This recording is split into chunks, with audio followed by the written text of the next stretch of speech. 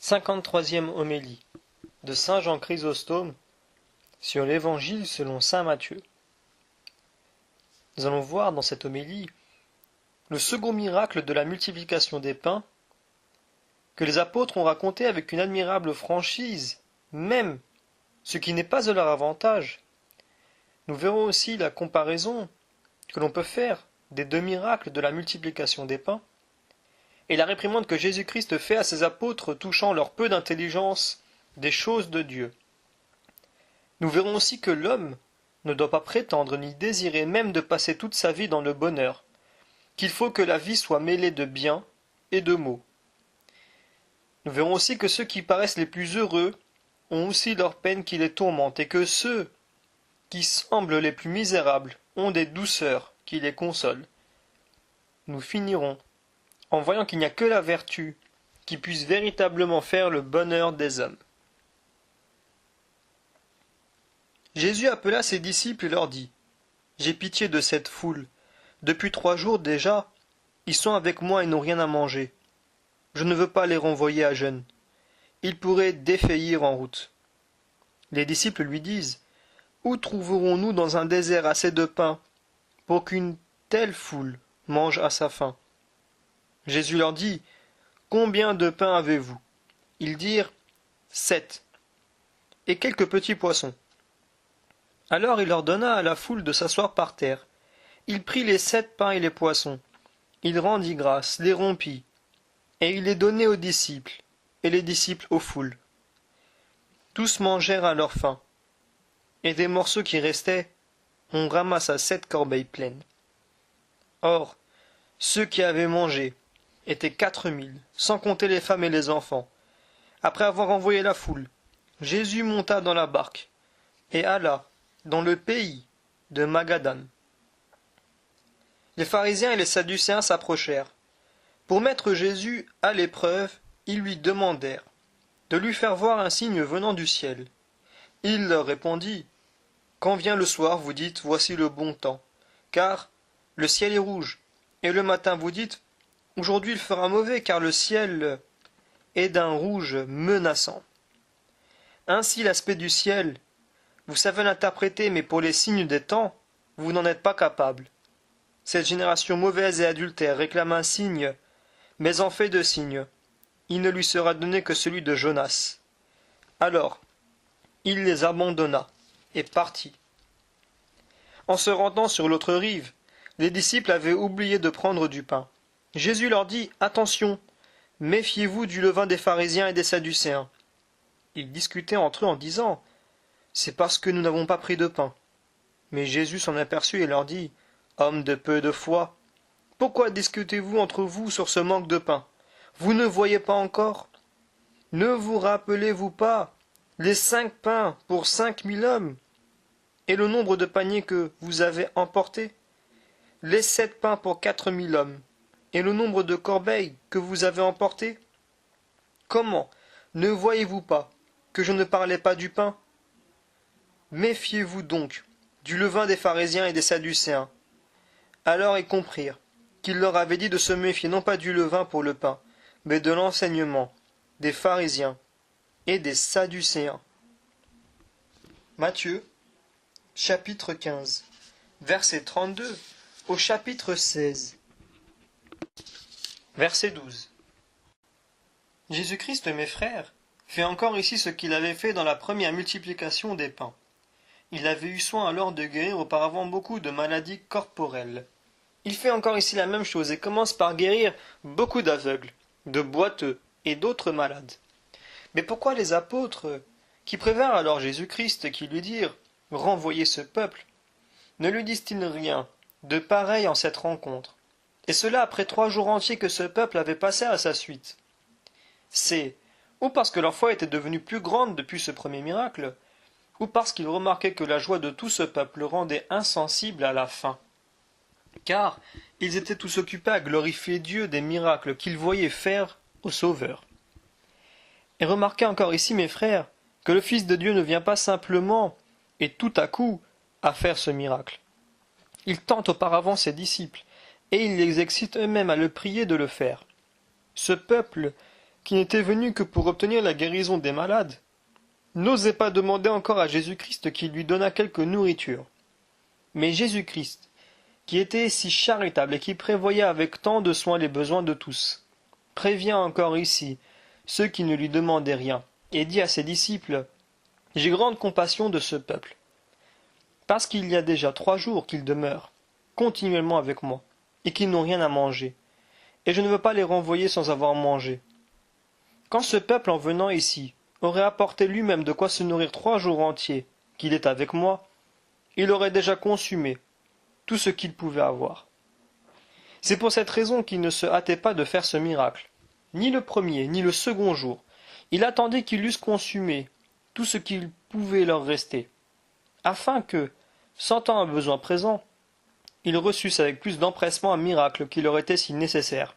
C'est pourquoi il ajoute, de peur qu'ils ne tombent en défaillance sur les chemins, pour faire voir qu'ils étaient venus de loin, et que, quand même ils auraient d'abord pris avec eux quelques vivres, il ne leur pouvait plus en rester. Mais on pouvait dire au Seigneur, si vous ne voulez pas renvoyer ce peuple sans lui donner à manger, pourquoi ne faites-vous donc pas un miracle pour le nourrir dans ce désert? Je ne le fais pas, répond le Sauveur, parce que je veux auparavant instruire mes disciples par les demandes que je leur adresse et par les réponses qu'ils me font, leur faire remarquer l'état des choses, les exciter à montrer leur foi, et les porter à me dire « Donnez-nous ici des pains pour nourrir ce peuple. » Cependant, les apôtres ne comprennent point le dessein du Fils de Dieu, et il est obligé de leur dire, comme rapporte saint Marc, « Votre cœur est-il donc tellement appesanti qu'ayant des yeux vous ne voyez pas, et qu'ayant des oreilles vous n'entendiez pas ?» Marc chapitre 8 verset 17. Si telle n'eût pas été son intention, pourquoi aurait-il témoigné à ses apôtres que ce peuple méritait qu'il lui fît cette charité, et pourquoi leur aurait-il dit qu'il était touché de compassion? Saint Matthieu remarque que Jésus-Christ fit bientôt après ce reproche à ses disciples. « Hommes de peu de foi, pourquoi vous entretenez-vous ensemble de ce que vous n'avez point pris de pain? Ne comprenez-vous pas encore? Et ne vous souvient-il point des 5 pains pour 5000 hommes? Et combien vous en avez remporté de paniers? » Ceci fait voir que les évangélistes sont parfaitement d'accord entre eux. Mais que font ici les disciples? Ils rampent encore par terre. Cependant leur maître n'avait rien négligé pour graver dans leur mémoire le premier miracle de la multiplication des pains. Il les avait interrogés. Il avait provoqué leur réponse. Il les avait rendus les ministres de cette distribution miraculeuse. Il leur avait fait emporter 12 corbeilles pleines des restes du festin. Ils étaient donc encore très faibles et très imparfaits. Voici la réponse qu'ils font à Jésus-Christ. Comment pourrions-nous trouver dans ce lieu désert assez de pain pour rassasier une si grande multitude? Il représente également à Jésus-Christ dans l'un et l'autre de ces miracles qu'ils étaient dans une profonde solitude, ce qu'ils ne disaient sans doute qu'à cause de la faiblesse de leur foi. Mais Dieu leur permettait ainsi, pour donner plus d'éclat à ce miracle et pour le rendre moins suspect. Il voulait empêcher, comme je l'ai déjà remarqué, qu'on ne crût que l'on avait fait venir ce pain de quelque bourg du voisinage, ce lieu désert que l'Évangile marque avec soin, repoussait par lui seul cette pensée et redoublait la foi et l'admiration de ce prodige. C'était pour cette raison que dans ces 2 différents miracles, Jésus-Christ avait choisi un lieu solitaire écarté des villes. Mais les apôtres, ne comprenant rien à l'ouvrage de Jésus-Christ, lui disent « Comment pourrions-nous trouver dans ce désert assez de pain pour rassasier une si grande multitude ?» Ils croyaient que Jésus-Christ, en leur parlant de la sorte, se disposait à leur ordonner d'aller chercher de quoi nourrir tout ce peuple. Mais cette pensée était bien peu sage, puisqu'il ne leur avait dit dans la première multiplication des pains « Donnez-leur vous-même à manger », que pour les obliger à le prier lui-même de le faire. Il ne leur commande point ici de leur donner à manger, il leur dit seulement « J'ai grande compassion de ce peuple, et je ne veux point le renvoyer sans avoir mangé. » Il veut les exciter et leur faire naître une ouverture favorable pour lui demander son secours dans cette rencontre. Car ces paroles marquaient assez qu'il pouvait bien ne pas les renvoyer sans manger, et qu'il avait ce pouvoir au milieu même des déserts, puisqu'en disant « Je ne veux pas les renvoyer », il faisait voir assez clairement ce qu'il pouvait. Après donc que les apôtres lui eurent représenté quelle était la multitude de ce peuple, et la solitude du désert où ils étaient, en disant « Comment pourrions-nous trouver dans ce désert assez de pain pour rassasier une si grande multitude ?» sans qu'ils comprissent encore rien au dessein de Jésus-Christ, par les paroles qu'il leur avait dites. Il commence enfin à agir par lui-même, et il leur demande « Combien avez-vous de pain ?» 7, lui répondirent-ils, et quelques petits poissons. Il n'ajoute pas ici comme la première fois. Mais qu'est-ce que cela pour tant de monde? Ce qui fait voir que s'ils n'étaient pas encore assez intelligents pour comprendre toutes les merveilles de Jésus-Christ, ils étaient néanmoins un peu plus avancés qu'ils n'étaient au temps du premier miracle. C'est pourquoi Jésus-Christ leur fit à dessein la même demande, afin d'élever leur esprit et de les faire souvenir du premier miracle qu'ils lui avaient déjà vu faire. Mais après avoir vu la faiblesse des apôtres, voyez maintenant, mes frères, la grandeur de leur vertu, et admirez jusqu'où allait leur amour pour la vérité, puisqu'écrivant eux-mêmes cette histoire dans la suite, ils n'y ont rien caché de leur faiblesse, ni déguisé de leur imperfection, quoiqu'elle fût si considérable. Car c'était en effet une grande faute d'avoir sitôt oublié un si grand miracle, opéré il n'y avait pas longtemps. Et ce n'est pas sans sujet que Jésus-Christ leur fit le reproche qu'ils n'ont pas même voulu omettre. Il faut encore remarquer ici, mes frères, la vertu prodigieuse des apôtres, et admirer jusqu'à quel point ils avaient appris à ne faire aucun état du manger. En effet, ils sont dans le fond d'un désert, où ils ont déjà demeuré 3 jours, et ils n'ont pour toute nourriture que 7 pains. Pour les autres circonstances du miracle, ils sont les mêmes que dans la première multiplication. Jésus commande au peuple de s'asseoir par terre, puis il fait croître les pains dans les mains de ses disciples.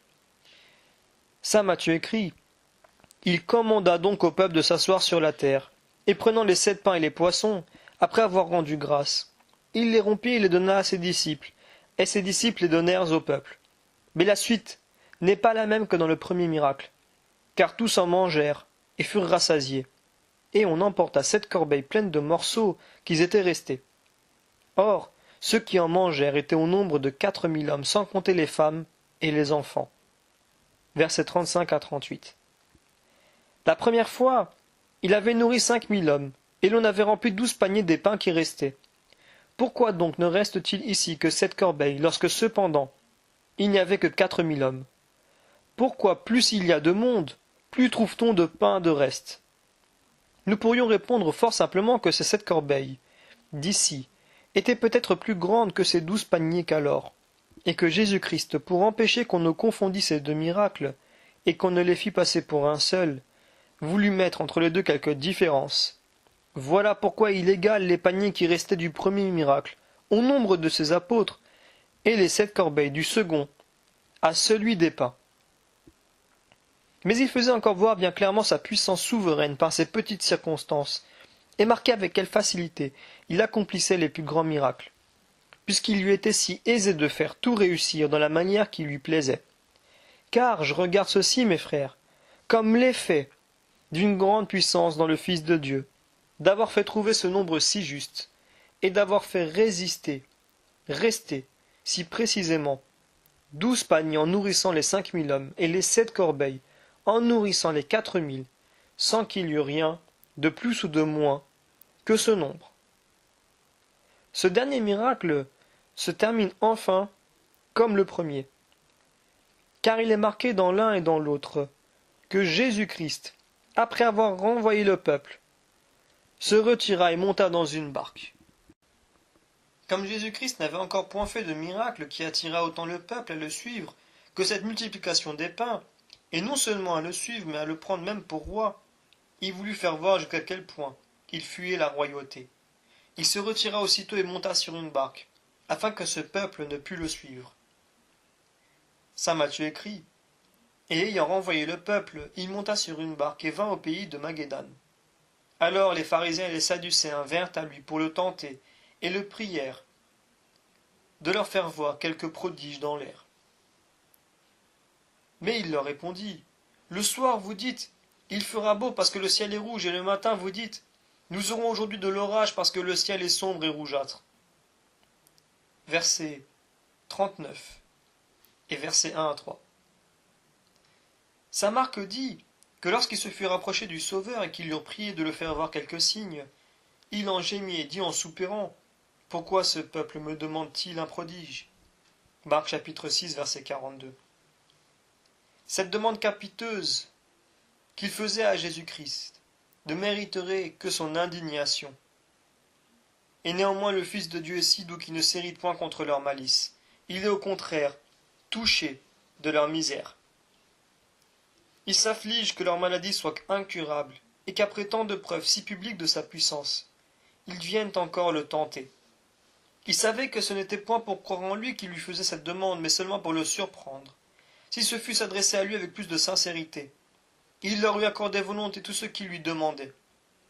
Nous avons vu, il n'y a pas longtemps, qu'après avoir dit à une femme cananéenne, « Il n'est pas juste de prendre le pain des enfants et le donner aux chiens », il ne laisse pas néanmoins de l'exaucer ensuite. Combien donc leur eût-il accordé plutôt cette grâce, s'il la lui avait demandée sans déguisement?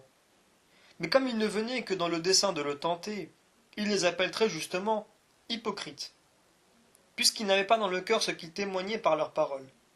S'il eût été disposé à croire en lui, il ne lui aurait point fait cette demande. Et une autre marque encore qu'il ne faisait pas cette demande dans l'intention d'acquérir la foi, c'est qu'en entendant les reproches qui leur sont faits, ils ne s'excusent point sur leur ignorance, et ne disent point qu'ils venaient à lui pour s'instruire. Mais quel prodige les pharisiens pouvaient-ils désirer de voir dans l'air? Ils voulaient peut-être que Jésus arrêtât le soleil, ou qu'il donnât un frein à la lune, ou qu'il excitât des foudres et des éclairs, ou qu'il fait un changement dans tout l'air, et quelques merveilles semblables. Jésus-Christ leur répond, « Hypocrites, vous savez bien reconnaître ce que présagent les diverses apparences du ciel, et vous ne savez pas reconnaître les signes des temps que Dieu a marqués. » Verset 4. Admirez mes frères la douceur et l'humilité du Fils de Dieu. Il ne leur refuse pas absolument de faire ce qu'il lui demande, comme il l'avait fait ailleurs lorsqu'il dit « On ne leur donnera point de signe ». Mais il donne la raison de ce refus, quoiqu'en lui faisant cette demande, il n'eût aucun désir de s'instruire de la vérité. Quelle est donc cette raison? Comme il y a dans l'air, dit-il, des marques du beau et du mauvais temps, et que personne, en voyant celle qui présage le mauvais, il ne s'attend à voir le ciel serein, comme en voyant le ciel serein, il ne s'attend point aux orages. Vous devez raisonner de même à mon sujet. Ce temps que vous voyez de mon premier avènement est bien différent de ce que sera le second. Vous n'avez besoin maintenant que de voir les prodiges que je fais sur la terre. Je réserve à mon autre avènement les prodiges, qui paraîtront dans les airs. Je suis venu maintenant comme médecin, mais je viendrai alors en juge. Je suis venu maintenant chercher les brebis égarées, et je viendrai alors me faire rendre compte de vos actions. C'est pourquoi je me suis caché d'abord en venant, mais j'ouvrirai alors les cieux. J'obscurcirai le ciel. Je ferai disparaître la lumière de la lune. Je ferai trembler toutes les puissances des cieux. Je paraîtrai tout d'un coup dans l'air, comme un éclair qui brille et qui surprend tout le monde. Mais ce n'est pas maintenant le temps de faire ces prodiges, puisque je ne suis venu que pour mourir et pour endurer les outrages les plus sanglants. Ne savez-vous pas que le prophète a dit de moi, « Il ne disputera point, il ne criera point, et on n'entendra point sa voix dans les places publiques. » Isaïe, chapitre 42, verset 2. Et qu'un autre prophète a dit, « Il descendra comme la pluie sur une toison. » Psaume, chapitre 71, verset 6. Que si vous m'objectez ici les miracles que furent faits autrefois au temps de Pharaon, je vous réponds qu'il s'agissait alors de délivrer mon peuple d'un ennemi, et qu'ainsi ces miracles étaient nécessaires, au lieu que venant aujourd'hui chez des amis, et au milieu de mon peuple, je n'ai point besoin de tous ces prodiges. De plus, comment puis-je vous accorder ces grandes choses que vous demandez, puisque vous ne croyez pas les petites que je fais tous les jours devant vos yeux? Je ne les appelle petites que parce qu'elles n'ont pas tant d'éclat à l'extérieur, quoique leur vertu invisible soit incomparablement plus grande que tous ces prodiges de l'air. Car, que peut-on comparer à la puissance de remettre les péchés, de ressusciter les morts, de chasser les démons, de rendre la santé, le mouvement et l'affermissement au corps, et de faire cent autres choses semblables? Saint Matthieu écrit, « Ce peuple méchant et adultère demande un prodige, et il ne lui en sera point donné d'autre que celui du prophète Jonas. » Et les laissant là, il s'en alla. Verset 4. Voyez combien leurs cœurs sont aveuglés. Jésus-Christ leur dit qu'il ne leur sera point donné d'autre signe que celui du prophète Jonas. Et ils ne s'informent pas même de quel était ce signe. Ne devaient-ils pas, eux qui savaient quel avait été ce prophète et ce qui lui était arrivé, chercher au moins lorsqu'on leur disait cette parole pour la seconde fois, s'éclaircir de ce qu'elle voulait dire, et à se faire instruire de ce mystère? Mais ce que j'ai dit n'est que trop vrai. Il ne faisait point ces questions au Sauveur dans un désir sincère de s'instruire. C'est pourquoi l'Évangile remarque que Jésus-Christ les laissa et qu'il s'en alla. Saint Matthieu écrit: Or, ses disciples, étant passés au-delà de l'eau, oublièrent de prendre des pains. Et Jésus leur dit: Ayez soin de vous garder du levain des pharisiens et des sadducéens. Versets 5 et 6. Pourquoi Jésus-Christ ne leur dit-il pas clairement: Ayez soin de vous garder de la doctrine des pharisiens? Il est clair que par cette expression, il voulait leur donner lieu de se souvenir des 2 miracles qu'ils avaient faits, car ils savaient qu'ils ne s'en souvenaient déjà plus. Il n'eût pas été raisonnable de leur reprocher cet oubli, s'ils n'en eût trouvé un sujet légitime. Mais en prenant ainsi l'occasion d'eux-mêmes et de ce qu'ils disent pour leur faire ce reproche, c'était sans doute un moyen de l'adoucir beaucoup et de le rendre moins odieux. Vous me direz peut-être: pourquoi ne prenait-il pas sujet de les blâmer de cet oubli lorsqu'ils lui dirent au second miracle: Où pourrons-nous avoir dans ce désert assez de pain pour nourrir un si grand nombre de personnes? Il semblait que ce fût alors une occasion bien propre de les accuser de leur peu de souvenirs. Je vous réponds qu'il ne voulut pas le faire alors, pour ne pas paraître faire avec quelque fasque de ce second miracle. On peut dire aussi qu'il évita de leur faire alors ce reproche, parce qu'il ne voulait pas les confondre devant le peuple, ni chercher sa gloire, dans leur propre confusion. De plus, cette accusation était beaucoup plus juste ici, puisque ce miracle opéré par 2 différentes fois avait produit sur eux si peu d'effet. Mais enfin, après cette seconde multiplication, ils ne diffèrent plus d'accuser leur peu de foi, et ils découvrent en public les pensées qu'ils formaient dans le secret, dans leur cœur. Saint Matthieu écrit: Mais ils pensaient et disaient entre eux: C'est parce que nous n'avons point pris de pain. Verset 7. Il paraît qu'ils étaient encore attachés aux cérémonies de la purification des Juifs et du discernement des viandes. Toutes ces raisons réunies obligent Jésus-Christ de les reprendre avec plus de force. Ce que Jésus connaissant, il leur dit: Hommes de peu de foi, pourquoi vous entretenez-vous ensemble de ce que vous n'avez point pris de pain? Verset 8. Ne comprenez-vous point encore, et ne vous souvenez-vous point? Votre cœur est-il aveuglé? Avez-vous des yeux sans voir et des oreilles sans entendre? Ne vous souvenez-vous point des 5 pains distribués à 5000 hommes? Et combien vous en avez remporté de paniers? Dit des 7 pains distribués à 4000 hommes? Et combien vous en avez remporté de corbeilles? Versets 9 et 10. Remarquez, mes frères, avec quelle sévérité le Sauveur parle ici à ses apôtres. On ne voit point ailleurs qu'il leur ait fait reprocher avec tant de force. D'où vient donc qu'il les traite ici si sévèrement? C'est encore pour les porter à laisser de côté l'observance concernant la distinction des viandes. Il s'était contenté, lorsqu'il en parlait aux pharisiens, de dire à ses apôtres qui l'interrogeaient: Ne comprenez-vous point cela? Êtes-vous aussi sans intelligence? Mais il leur parle ici plus fortement, et il les appelle des hommes de peu de foi. Il n'est pas toujours à propos de parler doucement aux hommes. Si d'un côté il leur donnait beaucoup d'accès et de liberté auprès de lui, il savait aussi de l'autre les corriger par de sévères réprimandes, afin que par ce mélange et ce tempérament de sévérité et de douceur, il ménageât avec sagesse la conduite de leur salut. Il semble qu'aussitôt qu'il leur a fait ce reproche, il veuille s'en justifier en disant: Ne vous souvenez-vous point des 5 pains distribués à 5000 hommes, et combien vous en avez remporté de paniers, et des 7 pains distribués à 4000 hommes, et combien vous en avez remporté de corbeilles? Et il en marque avec soin le nombre des personnes qui furent rassasiées, et celui des paniers qui restèrent, afin qu'en rappelant à leur mémoire toutes ces particularités, il les rendit plus vigilants et plus fidèles pour l'avenir. Et pour comprendre de mieux quelle fut la force de cette réprimande, et quel effet elle produisit sur les apôtres en les faisant sortir comme d'un profond assoupissement, il ne faut que considérer les paroles de notre évangile. Sans les réprimander davantage, Jésus ajoute seulement, après ce reproche, comment ne comprenez-vous point que je ne vous parlais pas de pain, lorsque je vous ai dit de vous garder du levain des pharisiens et des sadducéens. Et néanmoins l'évangéliste leur rend ce témoignage.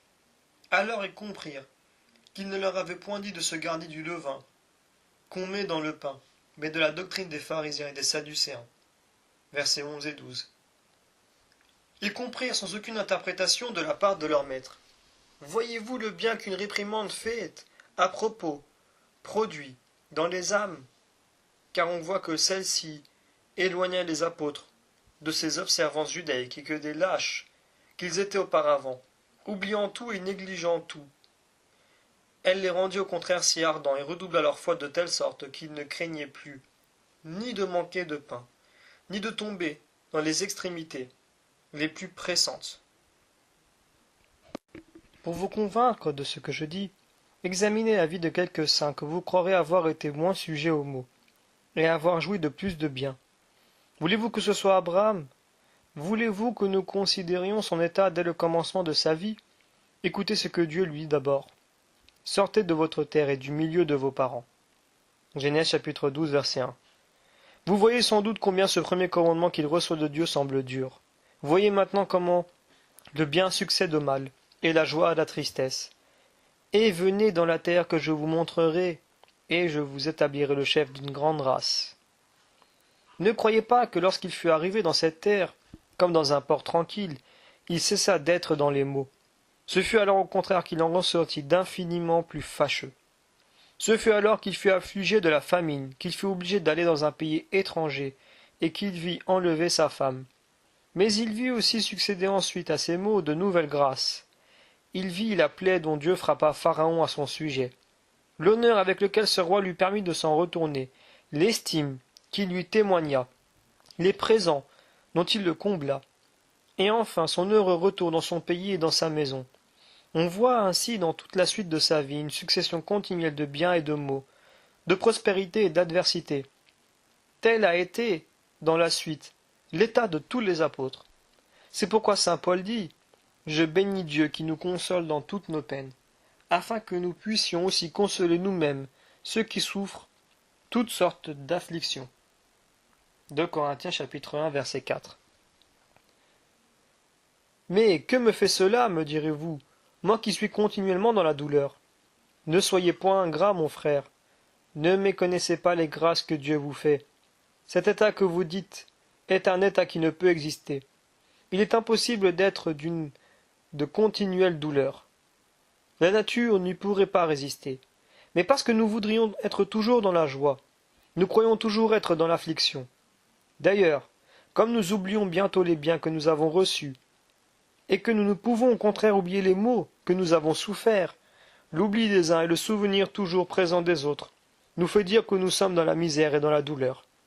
Mais comme je vous l'ai dit, il serait impossible qu'un homme pût vivre s'il était toujours dans les maux.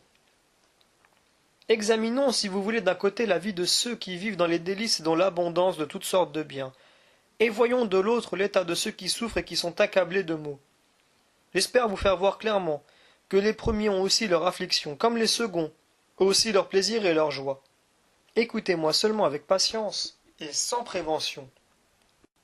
Prenons deux hommes tout différents. Que l'un soit esclave et qu'il gémisse dans les fers.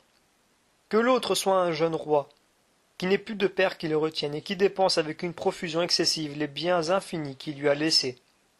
Que l'un soit un pauvre artisan qui gagne avec peine chaque jour de quoi subsister, et que l'autre vive dans le luxe et dans toutes sortes de délices. Commençons par voir les ennuis et les chagrins de celui qui est si heureux en apparence. Représentons-nous ce qu'il souffre lorsqu'il désire un degré d'honneur qu'il ne peut avoir, lorsqu'il se voit méprisé de ses propres domestiques, négligé de ceux qui sont au-dessous de lui, blâmé dans ses excès et détesté de tout le monde.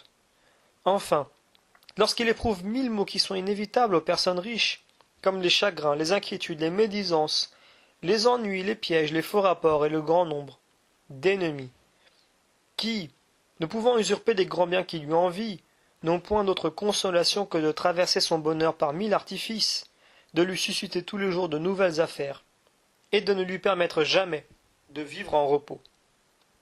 Voyons maintenant les douceurs dont jouit quelquefois cet artisan dans le travail pénible auquel il est contraint pour gagner sa vie. Premièrement, il n'est point exposé à ces malheurs, dont le riche est assiégé de toutes parts. Si quelqu'un témoigne le mépriser, il n'en est point attristé, parce qu'il ne se préfère à personne. Il ne craint point de perdre ses biens, il mange le peu qu'il a en repos. Il y trouve son plaisir, et il dort en toute sécurité. Ces voluptueux trouvent moins de plaisir à boire leur vin de Thasos, que ce pauvre à se rafraîchir d'une eau claire qu'ils tirent d'une belle source. Si ce que je vous dis ne vous suffit pas encore, comparons plus en détail. L'état d'un roi est celui d'un homme qui gémit dans les chaînes. Nous verrons que souvent, l'un est dans la joie et se divertit, pendant que l'autre, avec sa pourpre et son diadème, est abattu de tristesse, déchiré d'ennui et tourmenté de 1000 frayeurs qui le font mourir. Car c'est une chose constante, qu'il n'y a point de vie si heureuse qui soit exempte de douleur, comme il n'y en a point aussi de si misérable, qui n'ait sa joie et ses consolations. Notre nature est trop faible pour supporter un état aussi pénible que serait cette continuité de douleur. Que si l'un se réjouit plus souvent et que l'autre soit plus souvent triste, c'est la faute de ce dernier. Ce n'est point son état qui, de lui-même, le jette dans cette tristesse. Ce n'est que sa propre faiblesse qui l'abat et qui le met dans ce découragement. Il ne dépend que de nous, si nous le voudrions, d'être toujours dans la joie. Appliquons-nous seulement à la vertu, et rien ne sera capable de nous rendre tristes. La vertu remplit de douces espérances ceux qui la possèdent. Elle les rend chères à Dieu et agréables aux hommes. Elle les comble d'un plaisir et d'une consolation ineffables. Et quoiqu'elle ait ses épines, elle remplit néanmoins le cœur d'une telle joie.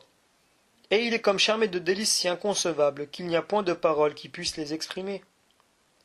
Car je vous prie de me dire, ce que vous appelez plaisir en ce monde, est-ce une table somptueuse, une santé robuste, une grande réputation et des richesses immenses? Je suis assuré que si vous comparez toutes ces choses avec les joies intérieures dont je vous parle, elles vous paraîtront plutôt des maux que de véritables biens. Il n'y a rien de plus agréable que la bonne conscience, rien n'est plus doux à l'âme que l'espérance qu'elle conçoit pour l'avenir. Si vous voulez vous en convaincre, faisons venir ici un vieillard près de mourir. Représentons-lui d'un côté la bonne chair, ou les honneurs dont il a joui durant sa vie, et montrons-lui de l'autre les bonnes œuvres qu'il a faites.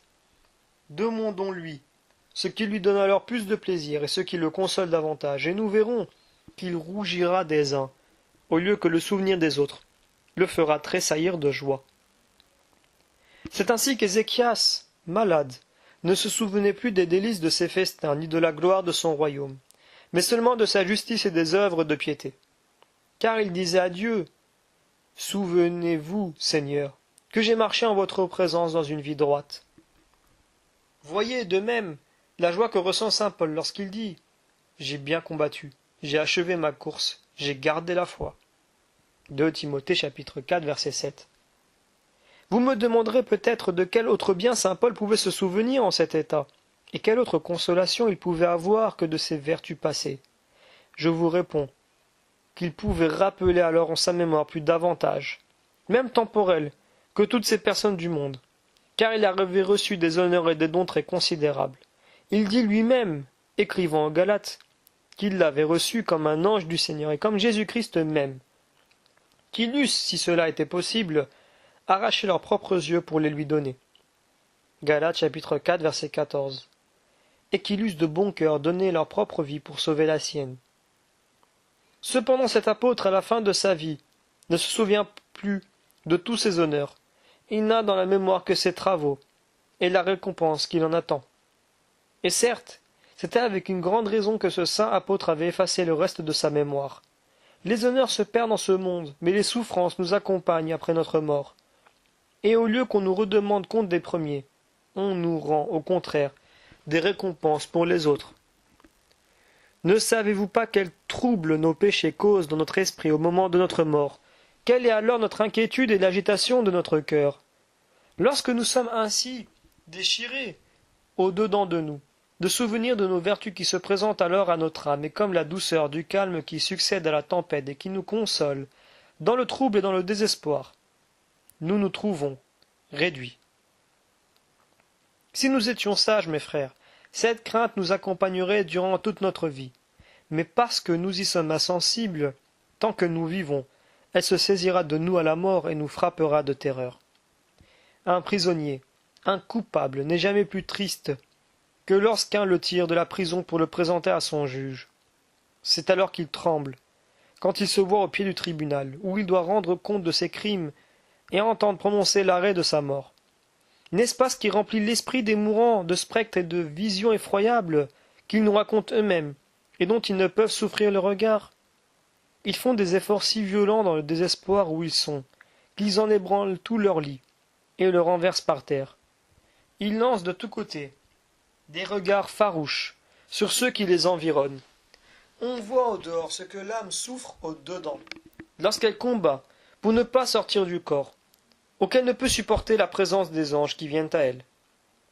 Si le regard de quelques personnes nous fait souvent trembler de peur, que ferons-nous lorsque les anges viendront à nous d'un œil menaçant et que les puissances célestes nous sépareront de toutes les choses présentes? Que deviendrons-nous lorsque notre âme, se voyant arrachée du corps comme par force, jettera 1000 soupirs inutiles et 1000 regrets superflus, comme ce riche de l'Évangile qui s'affligea si inutilement à la mort? Gravons donc ceci dans nos âmes. Pensons sérieusement, mes frères, à ce triste état. Craignons d'y tomber, afin que nous ne tombions pas. Conservons en nous une vive appréhension de ces maux. Ainsi, nous ne les éprouverons pas, mais nous jouirons au contraire des biens éternels, que je vous souhaite à tous, par la grâce et par la miséricorde de notre Seigneur Jésus-Christ, à qui, avec le Père et le Saint-Esprit qui nous vivifie, est toute la gloire, maintenant et toujours, et dans les siècles des siècles. Amen.